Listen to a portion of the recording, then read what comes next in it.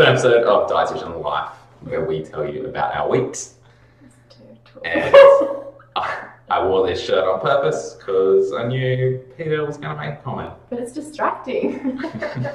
It's really aggressive to the eyes. Yep. It's nice though. What is that? Oh, it's a fish. Yeah. They're all real. Repeated versions of fishes. Maybe I should wear crab. Fun Shirt Friday, they call it. Fun Shirt Friday. Alright, so what happened in our weeks? Yeah, I guess the people that were listening have no idea what the hell we were just doing. You're just looking at my weird shirt. But in terms of what happened in our weeks, pretty shitty week overall. Mine started well though. I'll go the positive first. I was invited to be a judge at Startup Weekend here on the Sunshine Coast, where basically over 2.5 days, groups of random people get together and, design, I guess, a new business or a startup.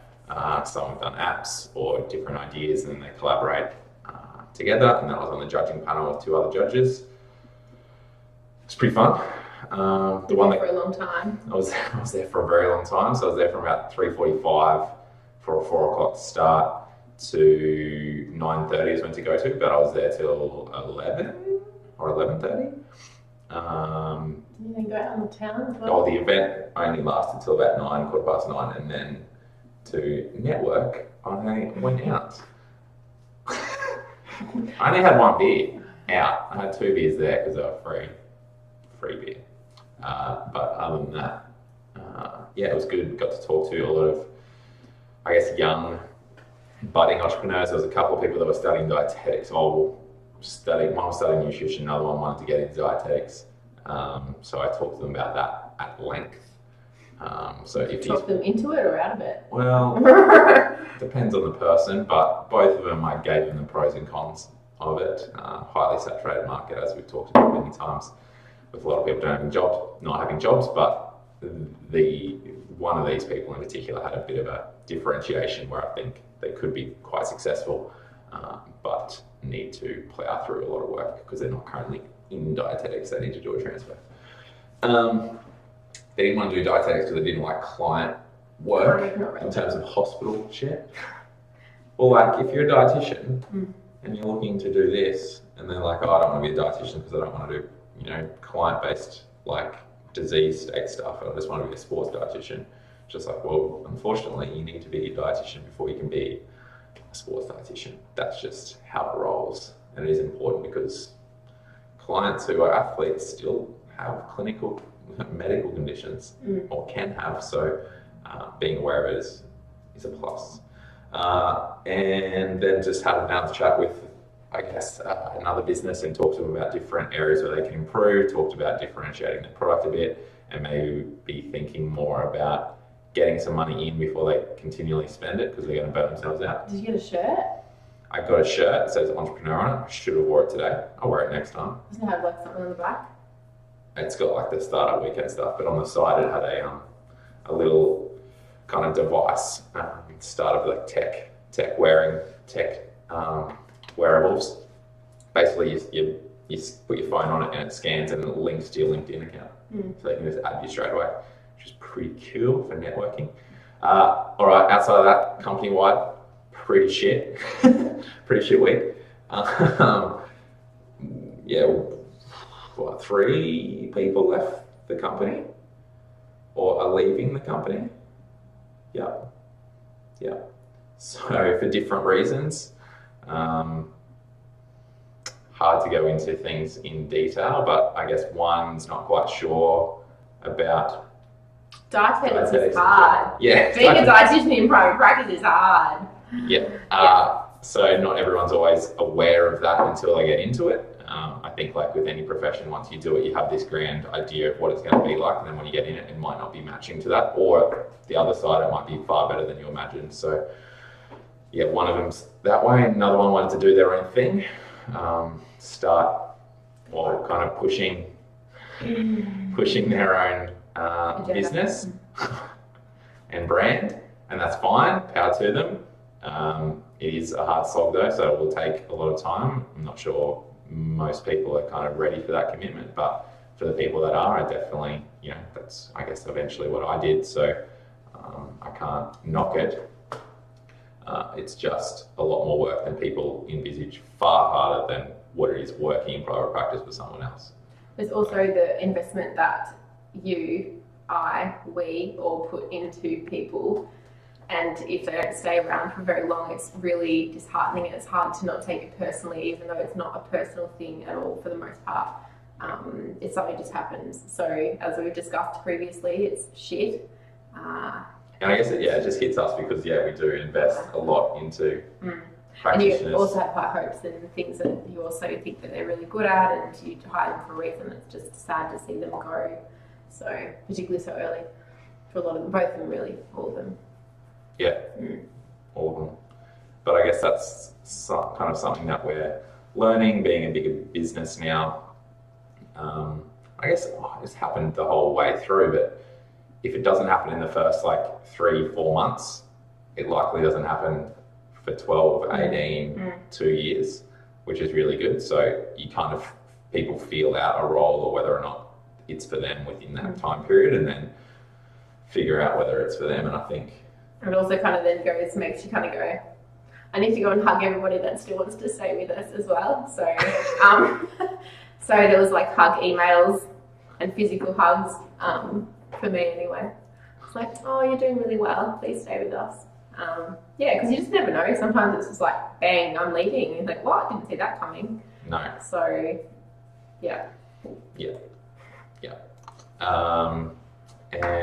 But we did hire, one person's just started for Toowoomba, Oakey, Gatton region. We signed Gatton as well as Ballina this week finally.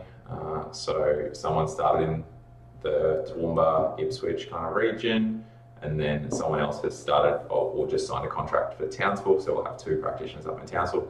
So Liam up there will have someone, have a mate. So that'll be cool to have a little local team up there and build. So that's exciting. So that's a positive spin on it. And what else have I done? Pretty much I had a heap of meetings just with practitioners this week, just about different goals, not my own. Yeah. Both with my own practitioners that I manage personally around clients and doing meal plans and finessing those things. And prior approvals for white cards for DVA, but then also for practitioners that weren't my direct kind of, I guess, what would you say, reports. They usually report to another manager, and they just wanted to talk to me about different stuff. And a buttload of emails yesterday, friggin' chaos. But today it's kind of chilled out a bit, but because it's been a hard week, we're having some sneaky drinks. Yours is prettier than mine. Gave me a cup. Passion fruit goes. If you like sour beers, it's good. And local. Brisbane. Yeah. Your week. Is that it? That's all you did? What? Deal with the shit week, and I was like, that's it. That's all I've done. Peter was away all week. Yeah, always good fun to travel. I tried to save some money for Tyson, and myself really. So I it's for the company, it's not me. Well, directly, indirectly, still the same thing. I went to Sydney first, and I met one of the practitioners that doesn't work for the company, but I actually have been mentoring for the last 12 months, so that was really nice. She gave me a present. Met her for the first time. She opened up a lot about some of the things that she's struggled with this year. And went out, had cake, coffee. It was really nice. And then from there I drove down to Wagga on Sunday, and with the goal in mind to catch up with Aidan and some of the practitioners around New South Wales. That was really good.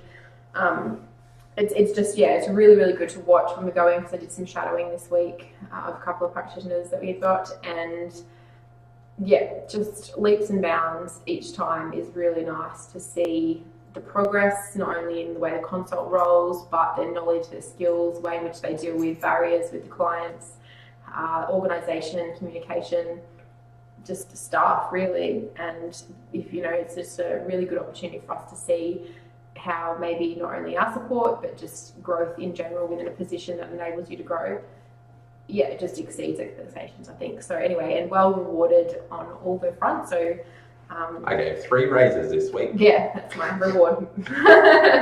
So yeah, we acknowledge that, and definitely it's important to feedback. And I obviously fed back to Tyson about the good stuff that I saw. So that was really nice.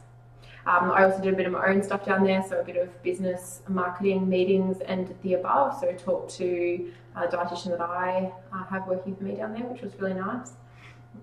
Struggling though with converting over, so we obviously, as you know, one of the dietitians that worked for me, obviously she quit, so this new girl took over, and it's really good. But just again, the communication and some of the issues when you start to work with new people, and just try to make sure she's happy and she's going to create a role that she really wants versus one that she just kind of again floats into, and yeah, that's always a hard thing. So anyway, so we set out some goals about what we're going to do and make it better so she is happy, which is always my goal.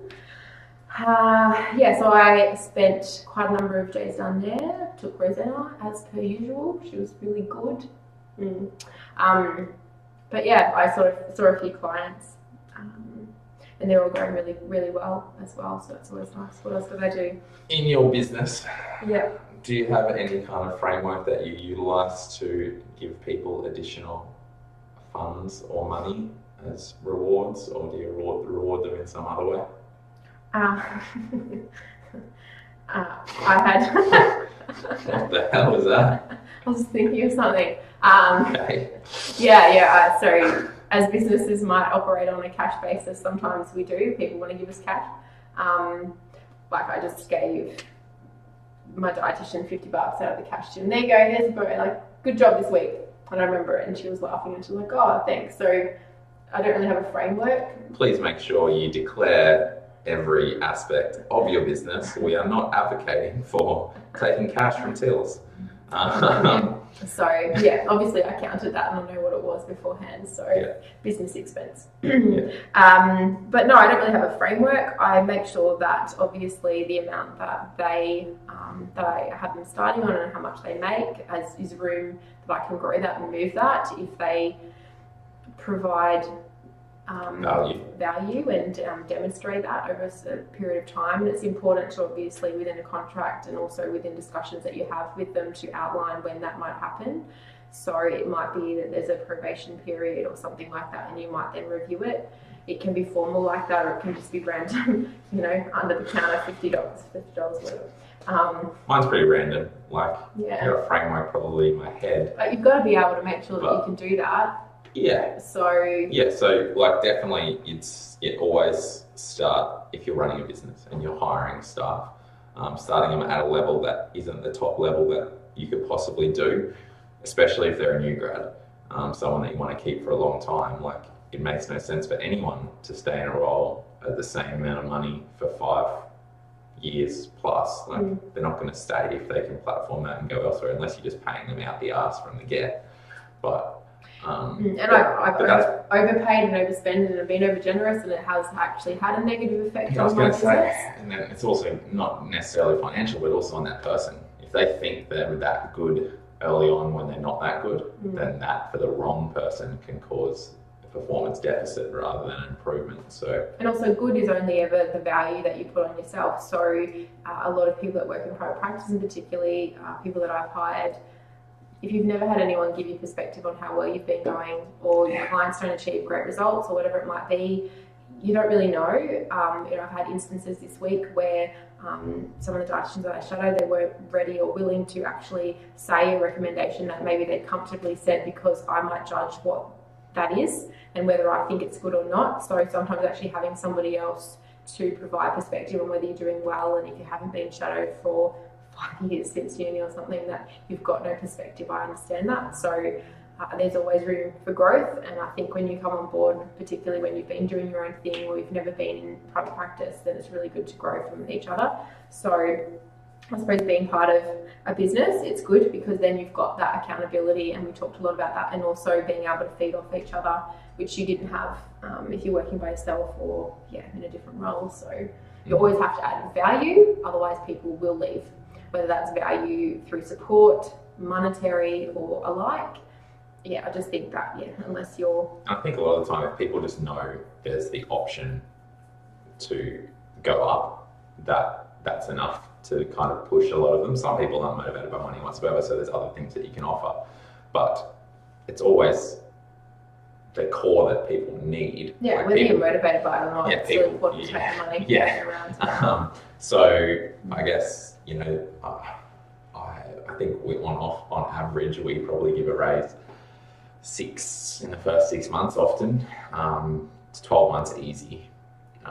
For contractors, employees slightly different, might be different random bonuses or just upgrading in role or responsibilities, and that's another one as well. Like rather than just, I guess sometimes dietitians come into an organisation and if they just pigeonhole themselves that all I'm going to do is just do clinic, do consults, and that's all I'm going to do, then all right, that's your platform, and you've got to get really freaking good at that to then go to the company, hey, I'm kicking ass, I'm getting people results, I've got extra referrals just based on those results, versus someone who may have added an extra arm to the business by saying, I want to do this, could we do this? Or providing value in that way in terms of giving their business ideas, and then the business rewards that.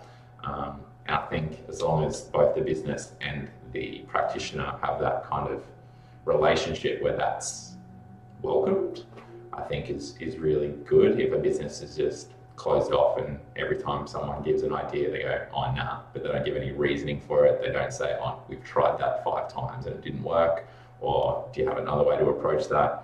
If they just shut it down, then the practitioner's not going to give you ideas, and then you just flatline.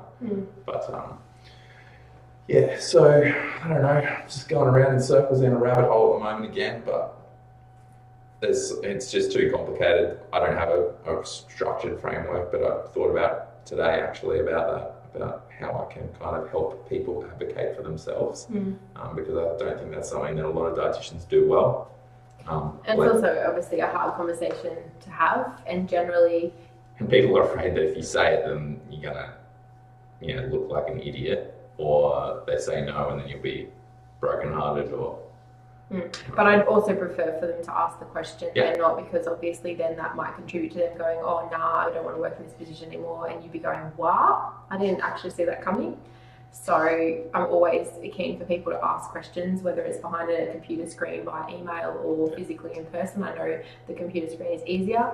However, I always like to make sure that if you've got a problem, then you ask me. Yeah, and if you do the ask, then you'll, even if you ask, hey, I want more money, doesn't mean the person's going to say yes, but they should at least give you reasons as to possibly what you could do to get to that level where you may deserve extra, or you may deserve a bonus, and give you a bit more of a framework on an individual level. I think that's more possible than something at scale, at least for how I run an organisation. But because ultimately we want you, we hired you for a reason, we like you, we want you to stay, and we value you as a human being as well, and so we care. Yes. But yes, we also do need to run a business. So we can only stretch so far. Yes. So hence why we need to have a buffer at the beginning, and then that buffer can obviously be stretched out. But obviously if you're providing more value and obviously the business is growing because you're being there, well, God, yeah, then we're going to make sure that you understand that and you are rewarded accordingly. So, so that was that. Some good clients and stuff this week as well too, which is always nice. Name your best. Good at getting some Name your best client. Good results. Shit, they're all different. Weight loss. Why? This week. How much? Oh, since last visit. Ranging from 1 to 3 kilos. How long? 3 weeks. Yeah. Which is not too bad for only seeing them once and not seeing them that regularly. I think a really good one to make note of is a client with disability, who is being fed by staff and doesn't have the mental capacity to obviously completely understand nutrition, but is ready to make change, has got supportive carers, and 10 centimetres off their measurements, 3 kilos, 3.5, off their weight within the 2 visits that I've seen them. So that's over how long? Pretty good. About 4 to 5 weeks. Yeah, cool. So they're really happy with that. Another alternative some clients that I've seen for bowel stuff, complete resolution of their symptoms, good clarity, understanding about what they need to do diet-wise, 2 visits, and they're sweet. So do you do like a low FODMAP diet, or do you just talk about fibre? No. What do you talk about? So a lot of it I talked about anxiety and their stress and how that has a significant impact. I literally just changed meal components, so it was a little bit of FODMAP stuff. There was toileting routine, so the importance of establishing a good habit versus running out the door and not going and then needing to go at random times throughout the day. And yeah, changing the types of meals, so making a meal that is less digestible, so things that have got too much fibre and not digested down can cause a lot of contraction and spasms and things like that. So I kind of refined the diet, literally refined it down a little bit to make it more digestible for this client. And it wasn't a low chemical diet, it wasn't a low modified fibre or a FODMAP diet. It was me using my collective knowledge about everything to fix this person without putting them on a particular black and white diet. And it works. So, but you need obviously that skill of assessment and recommendation. And probably experience of utilising all 3 of those things in separation to then collectively. And psychology and counselling, everything, 10 different things in all one consult, and bang, you don't need to see them again for X number of times. I prefer to see people improve quickly, otherwise they're not going to stick with you, than to and just hopefully if you improve them quickly, then they can tell their mates that they took 2 consults and their problem was solved. So if anyone else that they know had that issue, then go, hey, go see. Yeah. That'd be preferred. A lot of them will just say, oh, this is what I did, you should do it. And then they might do that. But at the end of the day, you're still helping them, so they'll only be helping you rep. And yeah, one other client. That's enough. I don't need to hear it all. Look, I do good work. I'm just putting it out there. So yeah, really positive results today, going against some of the doctors' thoughts about what they think a condition is, because I am the expert when it comes to nutrition and they are not, unfortunately. So therefore, sometimes it means going against what they think. And I'll see whether that works. And with that, we will end. Please remember to subscribe. We've now reached 100, so our YouTube channel is still sweet. In terms of a question, geez, if you are a current practitioner working for someone, I was going to go through that. What are we gonna say? Do you feel confident asking for a raise? Yeah. And have you? And why not? Or just tell us an experience. That would be appreciated. Yep, that's it. Cool.